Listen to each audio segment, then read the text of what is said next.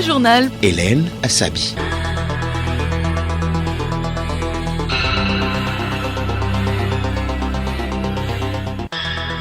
Bonjour et merci de capter Radio Lomé à l'heure du grand journal de la mi-journée. À la une, les députés sont en séminaire à Kara. Ils planchent notamment sur le régime parlementaire. C'est suite à l'ouverture de la deuxième session ordinaire de l'année. En RDC, la révision de la Constitution divise la classe politique. L'opposition y voit une tentative de pérennisation du pouvoir de Félix Tshisekedi. Magazine agricole, il est question aujourd'hui des diverses variétés de café et leur entretien.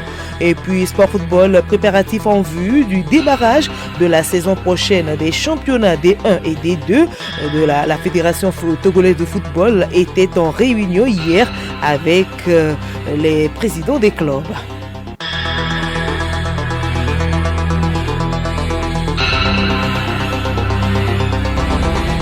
radiolomé.tg.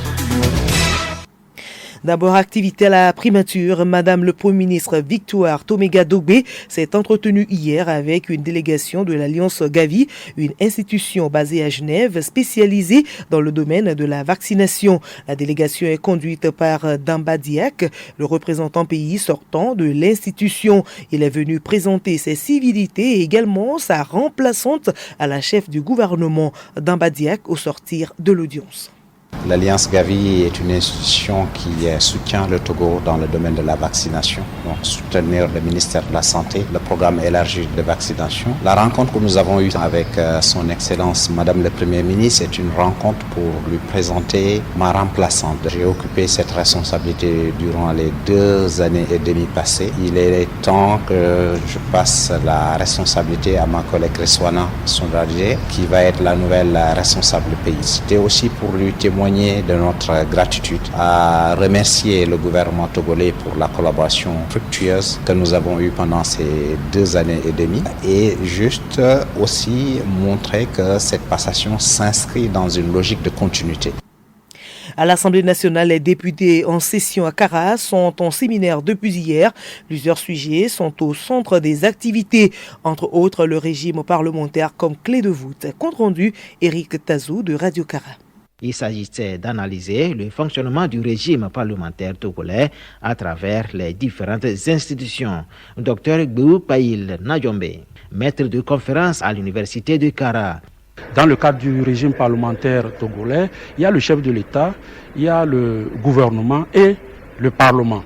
Le gouvernement est issu de la majorité parlementaire et il est dirigé par le président du Conseil. Et c'est lui qui exerce la plénitude des pouvoirs qui étaient reconnus dans la 4e République au président de la République, la direction de l'administration, la définition de la politique nationale. Le chef des armées et autres reviennent au président du Conseil. Mais le président du Conseil et le gouvernement sont issus de la majorité parlementaire, d'où le rôle important du Parlement dans le fonctionnement du régime parlementaire. Aujourd'hui, il y a l'Assemblée nationale qui produit la loi avec le concours du Sénat, mais fondamentalement, le contrôle de l'action gouvernementale revient uniquement à l'Assemblée nationale. Autre sujet abordé, la constitution de la 5e République, une communication de professeur Anate Koumealo, député à l'Assemblée nationale. Elle revient sur le processus de cette réforme constitutionnelle et ses avantages. Nous avons rappelé le constat sur le plan national, mais également sur le plan régional, africain et international, des différentes crises que les pays connaissent sur le plan politique. Nous avons également montré comment certaines réalités nationales de notre histoire sociopolitique et nos ambitions de modernisation, de répondre au bien-être des populations, de tenir compte de nos réalités endogènes, culturelles, ont motivé cette réforme constitutionnelle. Les innovations apportées permettent d'avoir un équilibre des pouvoirs, d'avoir une séparation des pouvoirs souple. Le texte permet de mettre réellement le Parlement au centre des orientations politiques. Les honorables députés ont également suivi des communications autour de l'histoire des révisions constitutionnelles au Togo. Autre sujet dans ce journal, le Togo veut dorénavant tester les produits de qualité sur le marché. Le document des normes à suivre est en cours d'élaboration et pour l'élaboration de ce document, il faut la mise en place des comités techniques. Des acteurs de tous les secteurs socio-économiques constituent la base de ces comités. Dr Essotina Eyou-Bojona, directeur général de l'Agence togolaise de normalisation. Il y a le comité agroalimentaire qui va porter sur les légumineuses. Il y a le comité technique qui va traiter de la thématique des normes islamiques. Il y aura un autre comité technique qui va traiter des tubercules, de la viande et d'autres comités techniques qui vont être mis en place pour que nous puissions lancer les travaux d'élaboration des normes. Dr Essotina Bojona donne les raisons pour lesquelles la qualité d'un produit doit répondre à certaines normes. C'est la norme qui vous dit, pour qu'un produit tel soit taxé de qualité, voilà la composition que ce produit doit avoir. C'est des choses avérées parce que c'est avec preuve scientifique. Et donc, dès lors que ces normes sont élaborées, ces normes contribuent fortement à la qualité des produits. Il va de soi. Les produits qui seront mis à la disposition des consommateurs vont connaître plus de qualité. Parce que qui produit sur la base d'une norme produit qualité. Et vous savez qu'aujourd'hui, l'une des barrières pour la pénétration des marchés, c'est le respect des normes.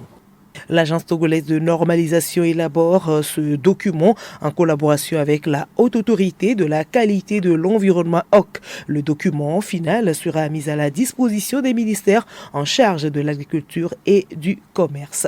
Justement, concernant la qualité des produits, le gouvernement attire l'attention des Togolais sur la consommation du riz périmé jeté dans la commune Agouenivé 2. C'est le contenu de ce communiqué conjoint que nous présente Alou Noyoé.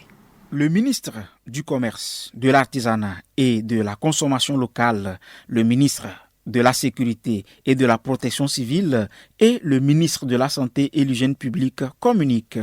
Il est porté à la connaissance des populations que lors d'une opération de destruction de produits mal planifiés, une importante quantité de riz impropre à la consommation a été déversée dans la nuit du 29 au 30 septembre 2024 dans une décharge intermédiaire située à Agoué à Honkpoué, près du complexe scolaire Lidao, dans la commune Agoué-Nivé de Legba-Sito. Ce riz, dont l'origine reste encore à déterminer, a été récupéré par des habitants de la zone pour un usage inconnu, comme le témoignent les rapports des services compétents et les informations relayées.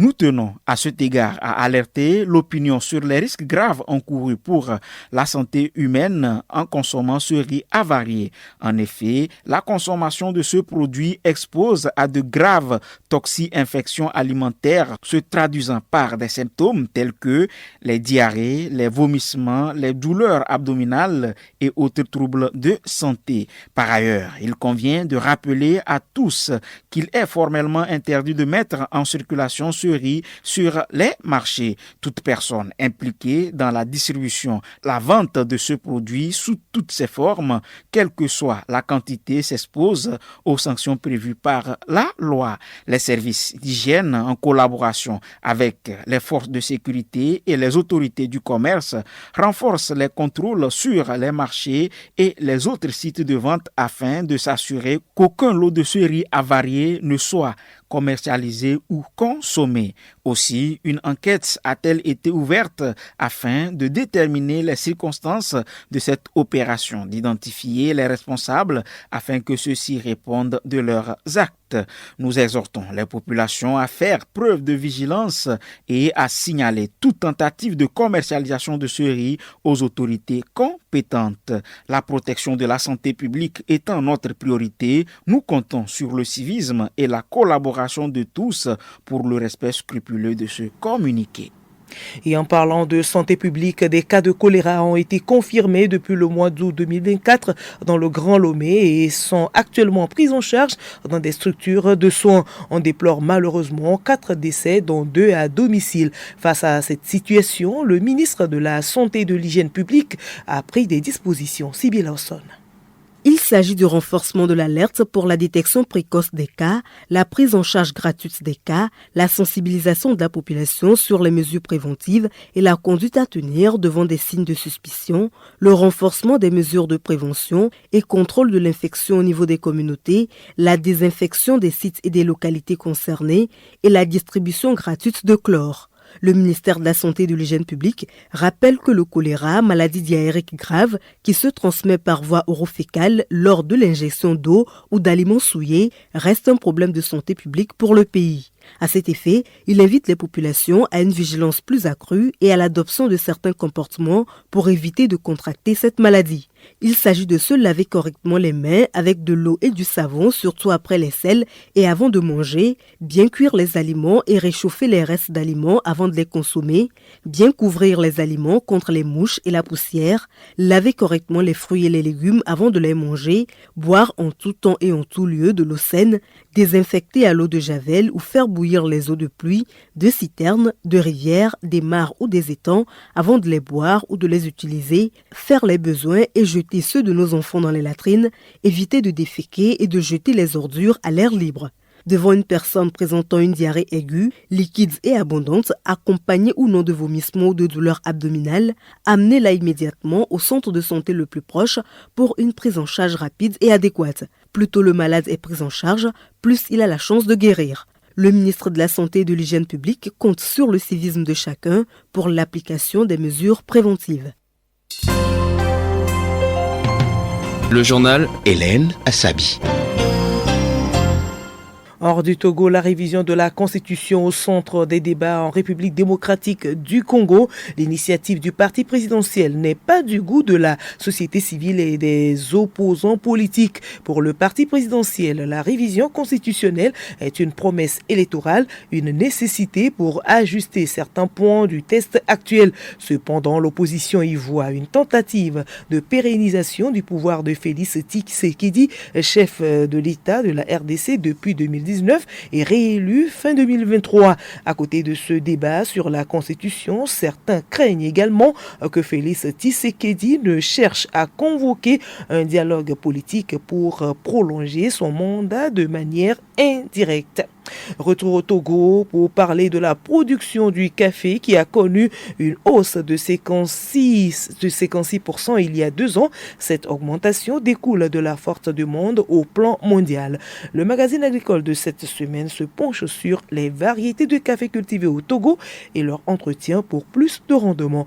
Rebecca Kogomna.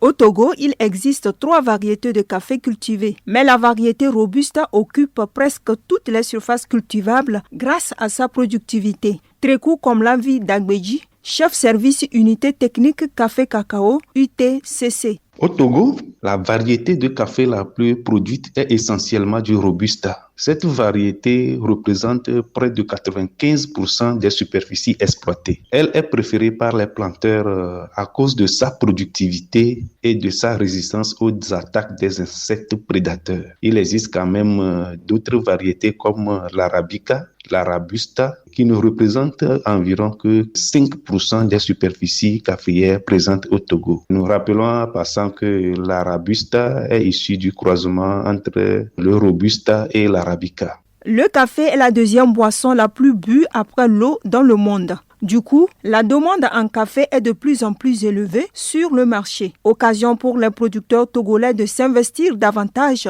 pour avoir de bons rendements, précise Trekou comme la vie. Ces dernières années, la demande en café est de plus en plus élevée et le prix suit également. Ceci constitue une opportunité pour les producteurs de café qui doivent accentuer l'entretien des vergers en faisant le nombre de désherbages qu'il faut, les tailles nécessaires, une bonne fertilisation et réaliser les opérations post-récolte dans la règle de l'art pour avoir non seulement un bon rendement, mais aussi un produit de qualité à mettre sur le marché et ceci afin de profiter pleinement des nouvelles opportunités qu'offre cette filière. S'agissant de la consommation du café en Afrique, l'Éthiopie est en tête, suivie de l'Algérie, l'Égypte, le Maroc, entre autres. Sport football, le comité exécutif de la FTF a rencontré hier les présidents des clubs de D1 et D2. Objectif, discuter des paramètres concernant les préparatifs de la saison 2024-2025. Kilim Poyoti. Lors des travaux, le président de la Fédération togolaise de football, colonel Guy Akpovi, a abordé plusieurs questions relatives au football professionnel, aux préparatifs et à la programmation de la saison 2024-2025. Il a exprimé sa reconnaissance au chef de l'État pour l'adoption du décret instituant la création des ligues professionnelles sportives, une avancée significative vers une professionnalisation du football national. Les présidents des clubs ont exposé leurs principales préoccupations portant notamment sur l'augmentation des subventions financières, le renforcement des compétences des entraîneurs à travers des projets de formation, l'arbitrage et la situation des clubs engagés pour la saison à venir en l'absence du championnat professionnel. Cette rencontre a également été l'occasion d'inciter les clubs à finaliser via la plateforme numérique de la Confédération africaine de football la procédure d'obtention de la licence club, cette licence indispensable pour la participation aux compétitions de la saison. Il faudra espérer encore un peu avant de connaître la date officielle du démarrage des championnats nationaux.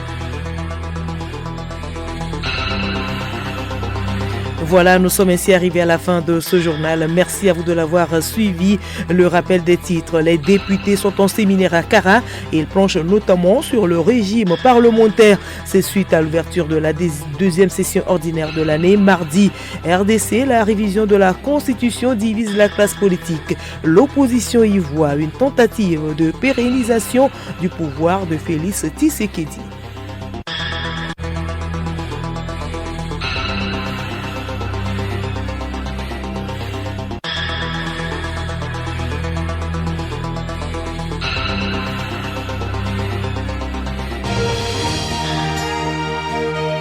Radio Lomé, boîte postale 434, email radiolomé@radiolomé.tg.